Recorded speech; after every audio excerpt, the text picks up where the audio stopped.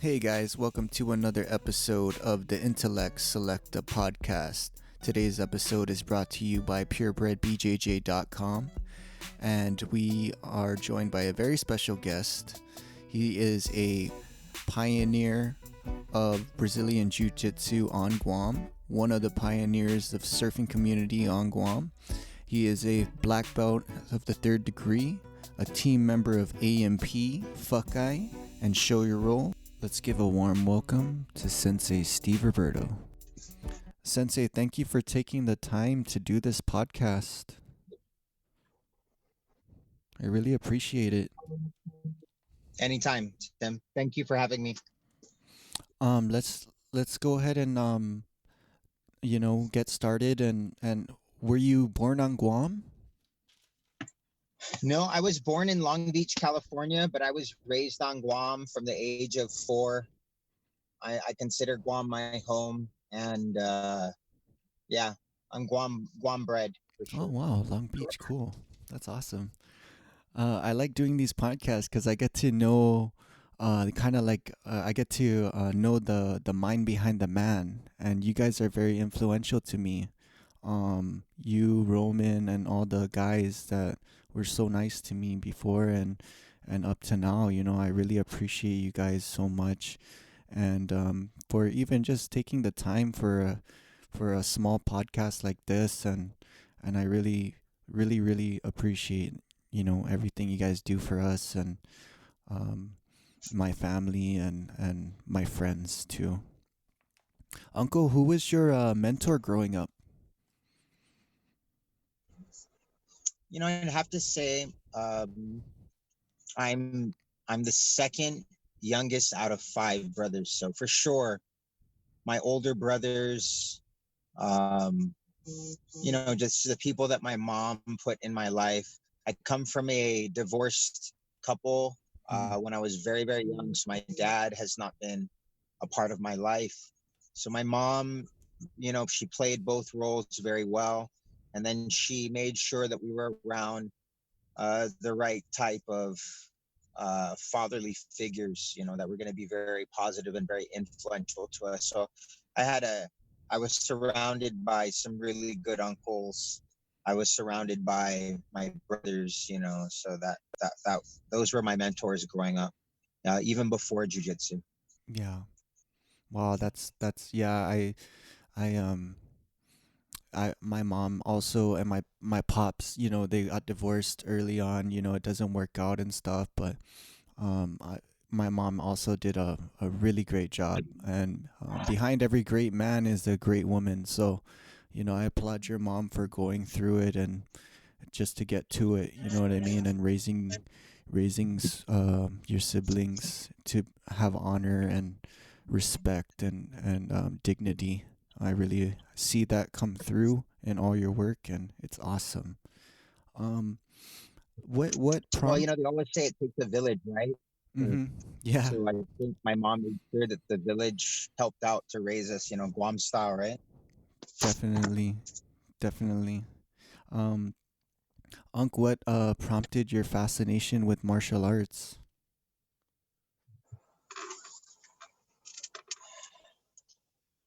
I mean, I always liked watching martial arts as a kid, but I never, had it in me to go participate. And I started jujitsu. I guess what people consider late. I was 21, 22 when I started jujitsu, and I was attracted to the martial arts. I mean, who isn't? Like on Guam growing up, we watched like black belt theater, you know, on the weekend, and fighting is in our culture. There's so many scraps on island over stuff. I Mm-hmm. mean, so it was prevalent, but I was never in it, so to speak. So when I finally did start to be interested in martial arts, I was 22. Roman Dela Cruz, my good friend, and Big John Calvo had already been practicing it, or at least I think John had already been training for 6 months, and Roman had trained traditional martial arts, Kempo, uh, Aikido. He was always fascinated with fight, so he was always into it. So I was like, in my mind, I was like, well, if I have friends that can fight, I don't have to fight myself. They can fight for. I don't have to worry about getting into any scraps because I got friends that can scrap, Mhm. which was kind of like ignorant thinking, just naive thinking, being young. But once Roman saw that jujitsu was a more effective martial art for self-defense, then and I saw all the effort that he had put into his Kempo and his Aikido. And when I saw him turn to jujitsu as that one martial art that everyone needs to learn, I was very, very interested. I was like, what would make this guy change his mind?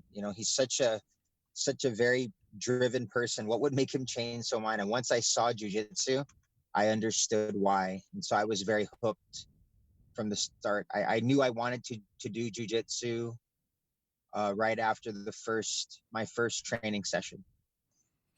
Wow. Yeah, I love Roman, man. He's such a fascinating dude, man. And He's a crazy guy. He's my he's my bestest, shortest friend. yeah. I miss you guys, man. I swear to God. I've been out here in solitude, man, and just kind of that's how I got the wheel turning on self-development and just reaching inside to myself Well, and that's good. I'm glad that you're including jujitsu in that self development because that's super, super important, man. mhm. Yeah, um well, it's the struggle between water and stone, over time the water wins and I think it was just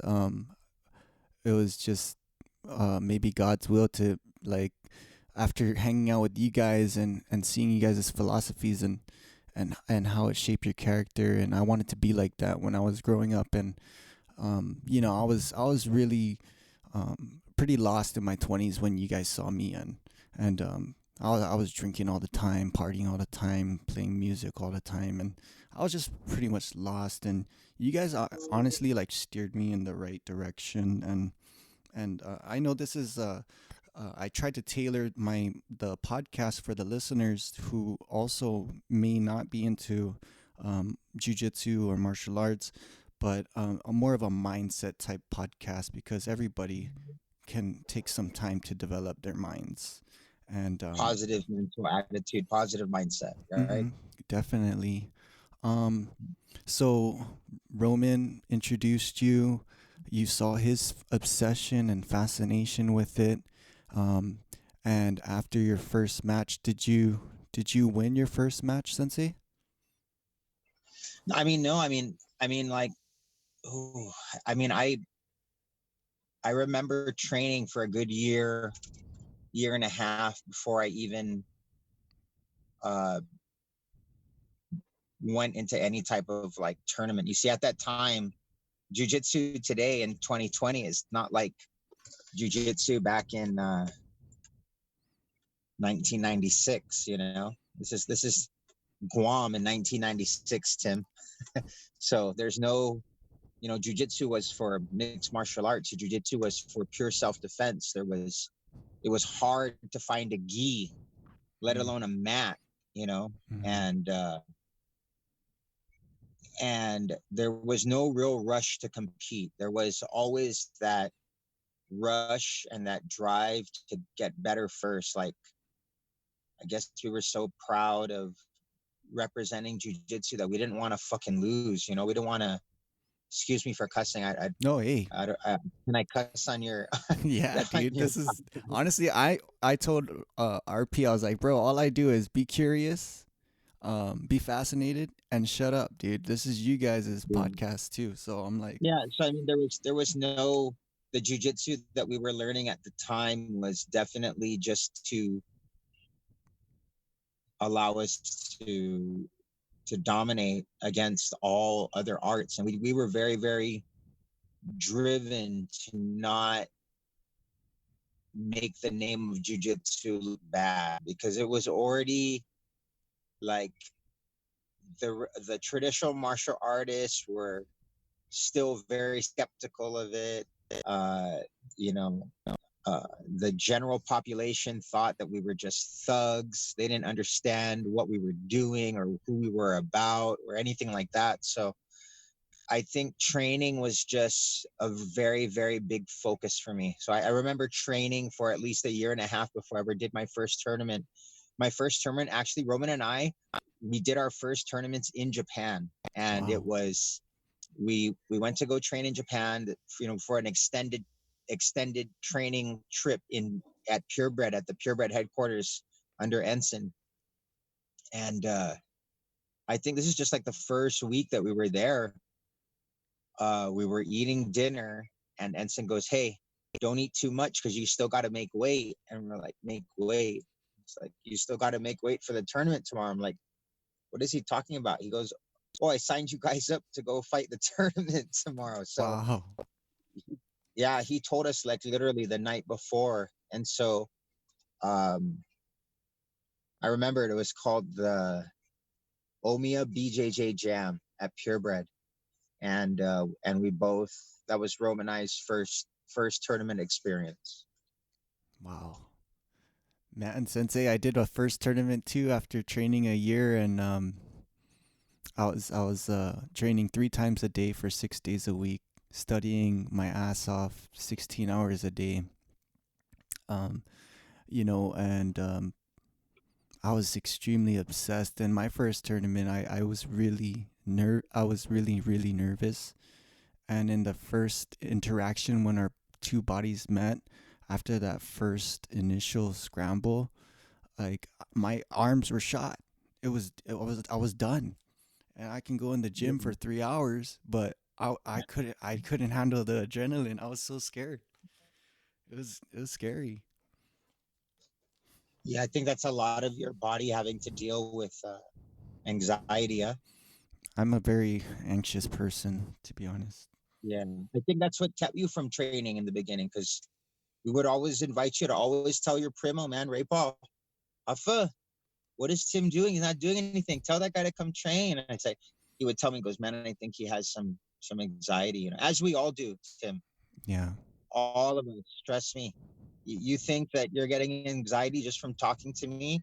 Hey, guys like Ensign and myself, we have the same, if not greater, anxieties about life than just than as compared to the regular person, bro. It doesn't set us apart. We all have the same anxieties. I had tough anxieties to have to overcome uh, when I first started training, and even now, as Mhm.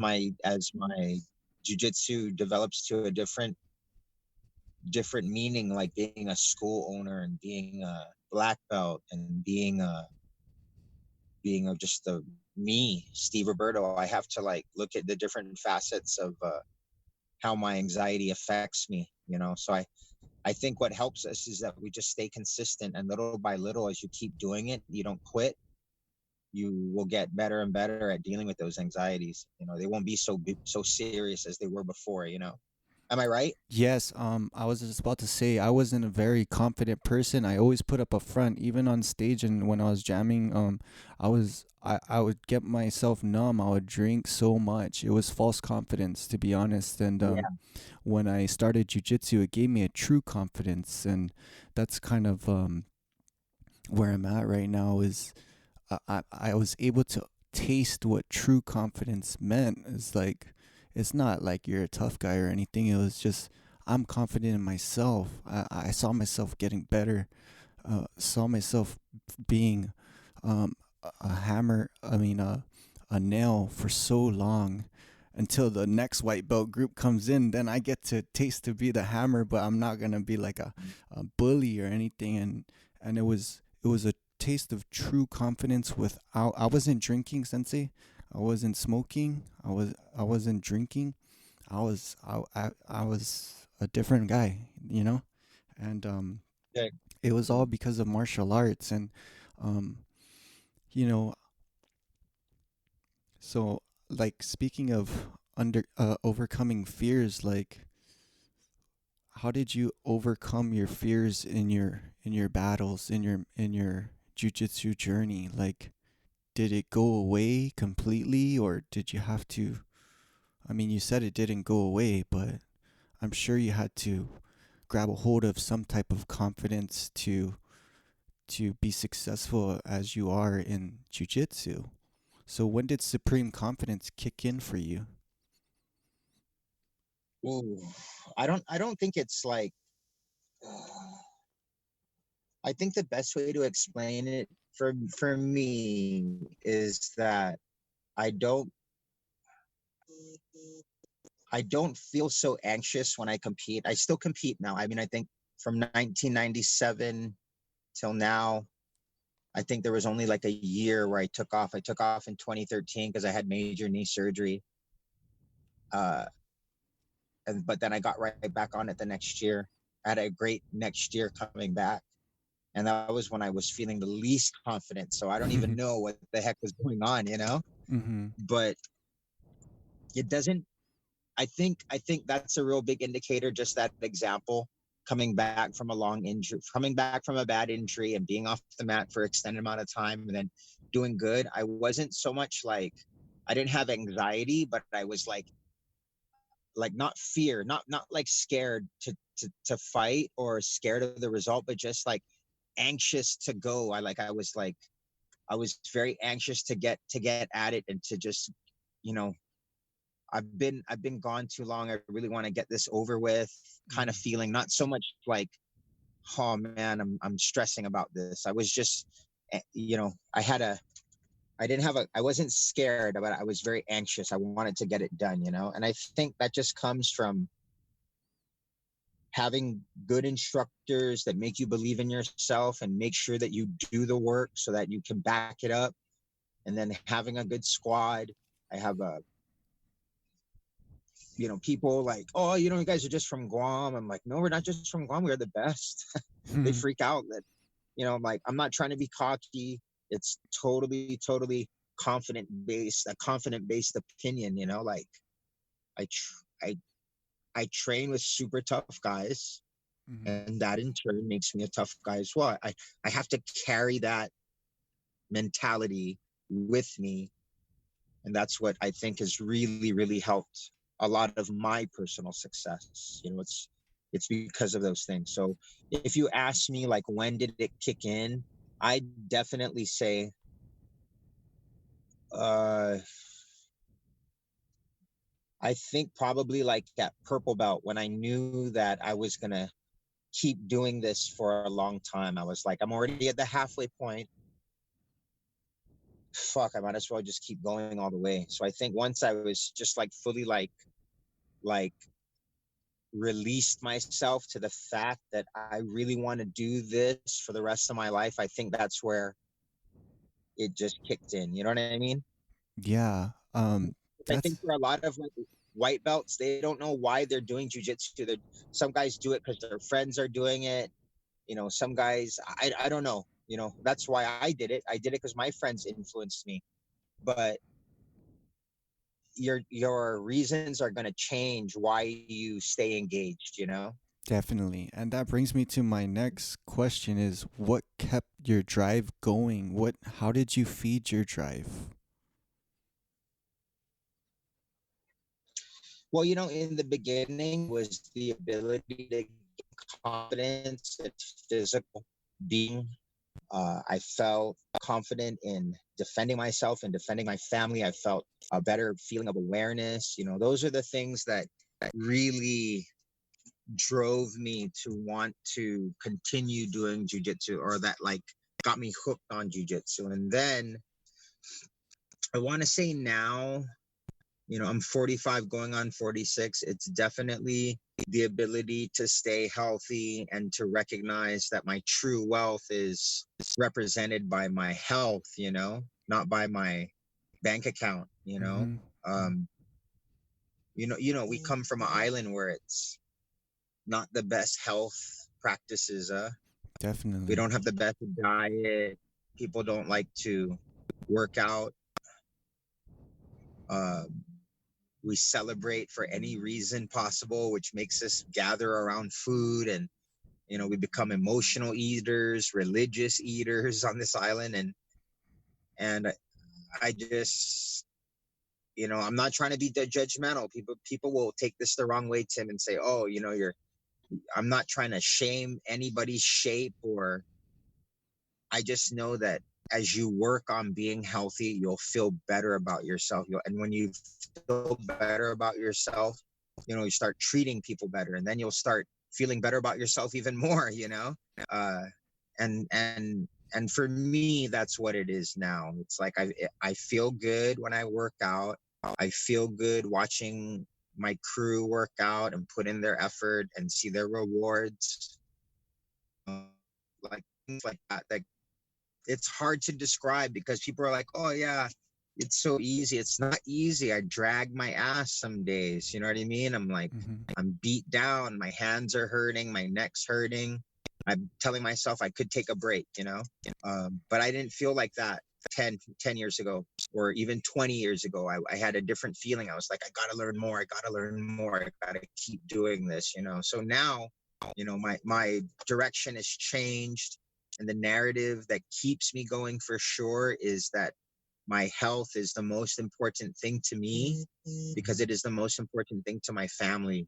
Being healthy, Yeah. being of a good mind and good body, and that's what jujitsu provides for me. It's not even about fighting anymore. Mm-hmm. It's really not even about combat anymore. It's more about just having a good coping mechanism for my brain and my heart and my body, Yeah. something that all three of those beings can relate to. Wow, that's really profound, Professor. Um, you touched up on it. I'm going through some stuff right now where I'm very opinionated. I cast my opinions out in public, and you touched up on it is, um, overcoming the fear of judgment. After I overcame the fear of judgment, I felt like there was this huge weight lifted off of me. Like I just knew. I was like, okay, people are gonna like you, Tim, and people are gonna fucking hate you, dude. So do it for the people that fucking like you and that will Yeah. stick with you. And I was just like wondering, like, how did you get over that fear of judgment for others? Well, I'm kind of conflicted on that. It's like, I think for myself, I figured that out. Like, I'm not afraid of what people think about me. That comes, I think, just from like my surfing background. Even before I was into jujitsu, I come from the surfing culture. Mm-hmm. Uh, and surfers being we're very eclectic. We're very unique. We're a different type of tribe from the norm. Like, I think surfing at that point allowed me to already feel that, like, don't hate me because you ain't me kind of mentality. Yeah. Mm-hmm. And it just carried on. It just carried on to jujitsu. Like, you look at how people act when they first put on the gi, like their first class. They keep fixing the gi. They keep fixing the gi. They're worried. Girls will be worried if their hair is messy, or some people don't like their feet to be. Don't look at my feet and look at my. It's like, so. I think, like, for jujitsu people, once you get past that and you start to see that, oh shit, no one's even looking at my feet, or fuck, everyone else's hair is messy, or shit, look at his gi, it's all a mess. It's like his belt's even apart. Like, then you start to realize that shit don't matter. You Yeah.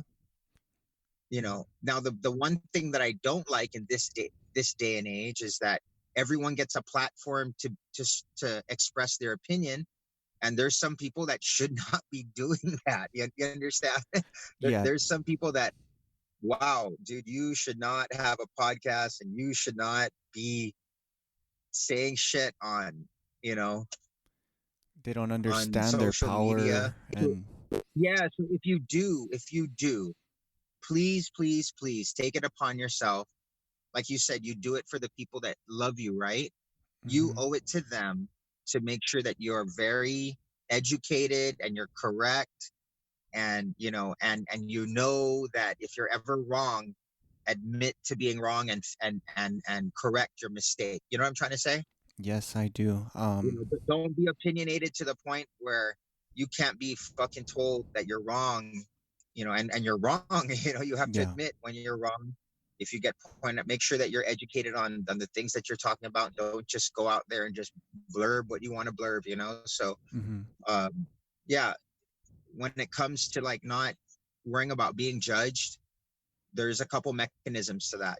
Make sure that you are doing the things like that you're going to do to really make you feel very honest and very true to yourself so that you can express that on your platform. And Mm-hmm. when you are on your platform, have humility Definitely. to not not want to keep learning. Everyone references Joe Rogan, Mm-hmm. Joe Rogan's podcast. I like, the reason why there's the two reasons I really like, three reasons I like Joe Rogan's podcast. Mm-hmm. I like Joe Rogan's podcast. Number one, it makes me fucking laugh. The things that they say are just comedic. It's very comedic in nature. Mm-hmm. And number one, it just makes me laugh at some of the shit that those guys say. The second thing is that it's very informative. Mm-hmm. He brings people on that are experts in their field, and they're very informative, and they're kind of like the top of their field, so it's hard to Yes. refute a lot of the things that they say. They come with a lot of education, a lot of information validated. And the Mm-hmm. third thing is if he's wrong on a certain topic, he's got the balls to admit that he's wrong. And I Definitely. think that's what keeps people coming back. So when I look at that, that's something that I can take away for myself when it comes to being the person who I am and having up my platforms and having my following or my community that I'm a part of. So um does that make sense? It makes perfect sense, and that's kind of like why I just mentioned earlier. My job is to take the specialist, see how they overcome adversities, because that's what I'm interested in, and Yeah. it's just to be fascinated, be curious, and shut the fuck up. Like, you guys are experts, you know what I mean? Like, Yeah. and I know everyone has their own truths, and everyone has Yeah. their own right to have their own truths, because their eyes are different than, for example, me and your eyes. Like, the way they see the universe is different. And then, Yeah. Perception versus reality. yeah, so what I do is like, I know that what I was struggling with earlier, like, and what is fascinating to me is these little topics like drive, supreme confidence, overcoming fears, overcoming judgment. Like, it's going to be a reoccurring thing in this podcast, but everybody has their own view on these little things. And um, I choose the people that have humility, that are really um, have honor and dignity. I'm not going to like interview like or have a conversation with like someone that literally, because it will show, it'll show in the way that they act, the way they talk. And Yeah. I You're don't know, looking I'm for learning to. like-minded people to align with, and I understand. And I'd like to think that part of that is my personality, but yeah, a lot of it has to do with the direction that the martial arts has pushed me to, Hmm. for sure. And that like that brings me to what advice do you have for young people that have like these, they have this influential power that they don't even understand that they have, through social media, through these things. Like, do you have any advice for someone that wants to pursue something but may lack the courage because they don't have experience, or they, they look around and they're scared that, oh, their friend's gonna say this and their friend's gonna say that. Like, do you have any advice for these guys?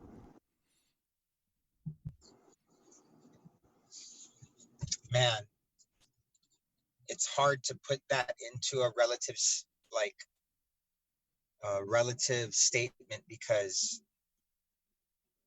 what you feel right now is what you feel right now because you haven't lived enough. And I think if you would just if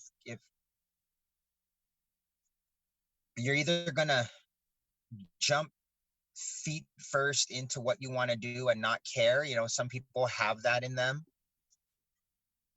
Some people don't. Some people are gonna try to figure out what they don't want to do, Mm-hmm. and then that will make them figure out what they really want to do. But that takes time.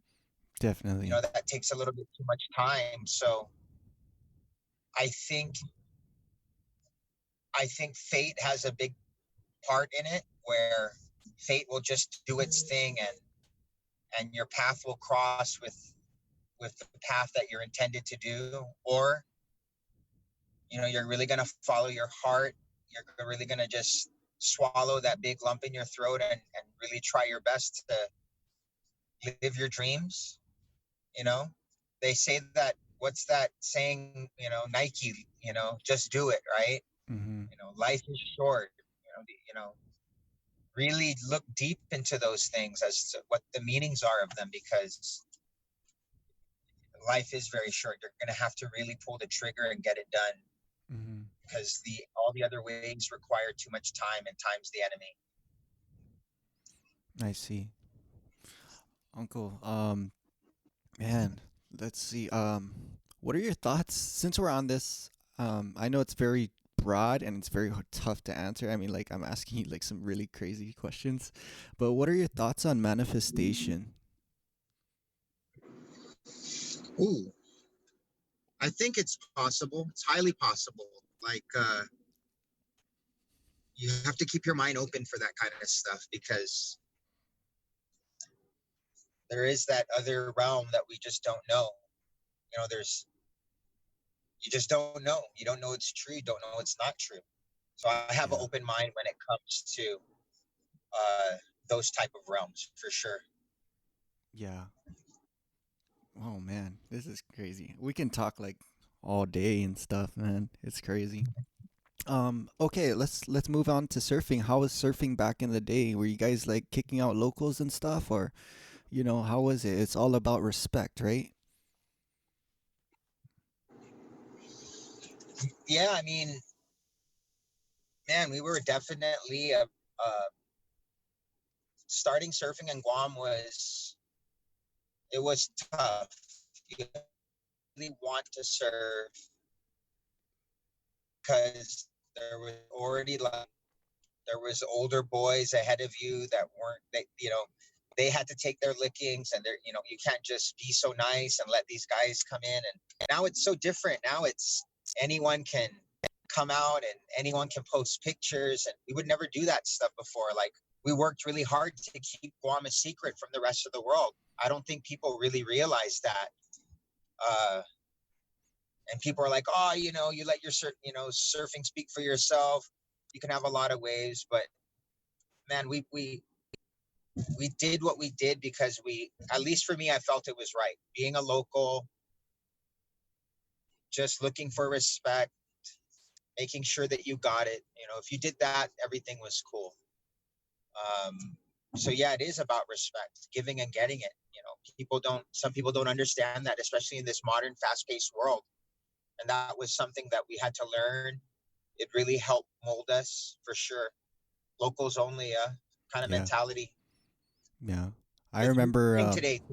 We don't have that anymore. You know that, right? yeah. You can't really do it There's youth now out there. because you can get blasted on social media if you punch a guy in the Oh yeah, water or whatever. they'll call the cops now. Before, Yeah. the cops never got called, but now it's a different time. Yeah. It's like and then they blast it all over social and then they put it on these websites and the young boys never get a chance to learn how to surf because they're competing against the strangers for waves, and it's a complicated issue. Um, Yeah, Definitely, as times have changed. I remember kicking for out sure. some of the Huff boys because they wanted to film. They came on Guam and I was like telling them, hey, I don't care if you surf here, man, but you can't be filming here, bro, because this is our spot. And those guys back there on the bleachers, they're watching you, bro. And, Yeah, and you better freaking show true. respect. Yeah, They it's didn't so even true. ask. They didn't even ask to Yeah, serve. You know, yeah, that's not cool. it's not. Um, but yeah, I mean, what? So what chart? What was your mindset? You know, when it's firing and Maurizo and it's huge, like what's your mindset? I mean, for me, I know watching you guys because I would never go out. I'll be like, dang, these guys are crazy, dude. What are they Yeah. doing? Uh, Honestly, my mindset is like, I'm gonna be very honest with you. The mindset is constantly like, what the fuck? Holy shit. It's fucking big, right? Yeah, But then, like I said, man, being surrounded with some really good surfers, uh, the Dela Cruz brothers, the Napoleons, you know, legit fucking big wave charger guys, Ken Conception. definitely. Uh, we just had. You don't want to look bad in front of that group, right? No, Right? no. Because you'll never get waves again. You don't want to look bad in front of them. And just watching what everyone else was doing, you really wanted to rise to that level. Like for sure, I was like, "Fuck, I want to get some of that too." You know what I mean? So that Mm-hmm. was like, I think if ever, invertly, it's a big bowl of emotions, a big mess of emotions. You're super super scared because it's fucking heaving water, massive power, Wow. razor sharp reef. Like people don't even know. Like these guys. You're in California, right, Tim? No, I'm in Florida, Oh, Florida, Tim. and I There's won't surf nothing out there. in Florida that you know that already, bro. You've had your back scratched by the reef rim Yeah, already. yeah. You know what I mean? Like there's waves of consequence over here, and I think you're constantly thinking about that. It takes up a big part of your thought process, but I think just having the guys push each other Mm-hmm. is what has, always made Guam's level of surfing what it is. And I just want to like give props to you guys because anytime I got hurt, anytime one of the boys got hurt, we all looked out for each other in the water, and I would love to Oh, get those guys on the 100%, podcast bro. too. I love those guys so much, You and got to get the fucking float basin boys yeah, on the. it's gonna take a different turn. It's gonna go from mindset podcast to probably fucking, Yeah. you know, I mean, uh, definitely a cast of characters for sure. Like, there's so many generations of guys that can call themselves boat locals.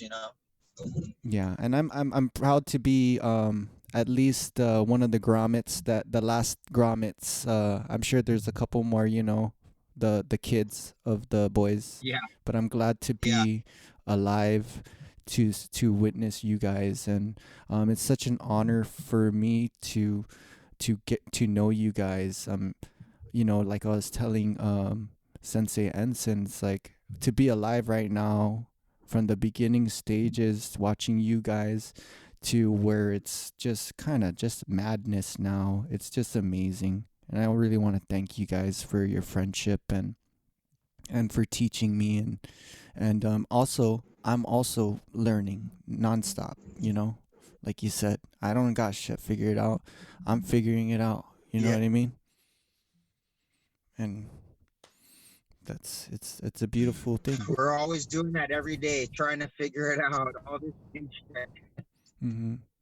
Love you, Uncle. I'll let you go. I know you're a busy guy, man. Catch some waves. Catch some waves for me, man. I miss you guys so Yeah, much. there's some waves right now, Tim. But right now, with the whole coronavirus and the social distancing is in full effect, Chella. I know, and I'm praying for everyone back home, everyone's families. Please, abide by the social distancing. At least if you have to go get supplies, get the mask on, get the hand sanitizer, and wash your hands and wear the gloves. Every day, Yeah, every day. Lots of, you know how we are in Guam, bro. We always use Clorox. So definitely. And can you please tell the boys I said I love them and I missed you guys so much, man. for sure, bro. For sure. They miss you too. And hopefully, we'll get you back on, Uncle. Again, thank you so much for sharing your wisdom. And what's your favorite quote? What is my favorite quote? There's nothing a good day of grappling can't cure, or Mm. surfing, or fishing. Yep, yep. Hey, you put a little accent on those. Yeah. Uncle, is there anything you want to plug for? I already plugged in the Purebred BJJ. Yeah, man. I hope that the locals are listening to your podcast. I hope that there's new uh, potential jujitsu practitioners, guys that are interested in jujitsu. I hope they're listening to your podcast as well. I want to shout out Purebred Jiu-Jitsu Academy Guam and the whole entire Purebred and BJJ United Tag Team Network. Don't listen to rumors, okay? Okay, Especially on this small island. Come and find out what we're all about. Uh, we're a great group of people that love jujitsu. We do it for many reasons. We do it because we love it. We do it because we love the people that it attracts. We do it because we like to compete. Come and find out why we are who we are before you listen to the rumors, okay, about purebred this or purebred that. And Guam has a rich jujitsu heritage. We have a very, very pivotal place in the jujitsu space, and definitely. as well as surfing. And I want to thank my sponsors and my supporters: Fukai Industries, Albino and Preto, Shoyoro, and shout out to my senseis Ensign Inoue and Professor Jared Weiner from BJJ United. And thank you, Tim, for allowing me to be on your podcast. I hope to come back again. And I hope I get to train with you the next time you come to Guam, okay? Yes, sir. And for all you guys white belts, hey man, I'm a white belt too, and I just parked it because I didn't have much money, and I will get in there again. It's such a character building sport, and there are beautiful, beautiful people there, beautiful, beautiful people. Thank you, Yeah, Sensei. there are a lot of beautiful people in jiu-jitsu, bro. That's a good way to put it, Tim. Thank you. Mhm. Thanks, Sensei. Love you. We'll talk All right. soon. Stay safe, all right, bro? Yes, sir. Love you. All right. Love you too. Shoot. Shoots. Once again, thank you so much, Sensei Steve Roberto. Please go follow him, guys, on social media. Follow Purebred BJJ Guam, and show some love. Join jujitsu. Learn something new. Stay stimulated, boys. Peace. Love you guys.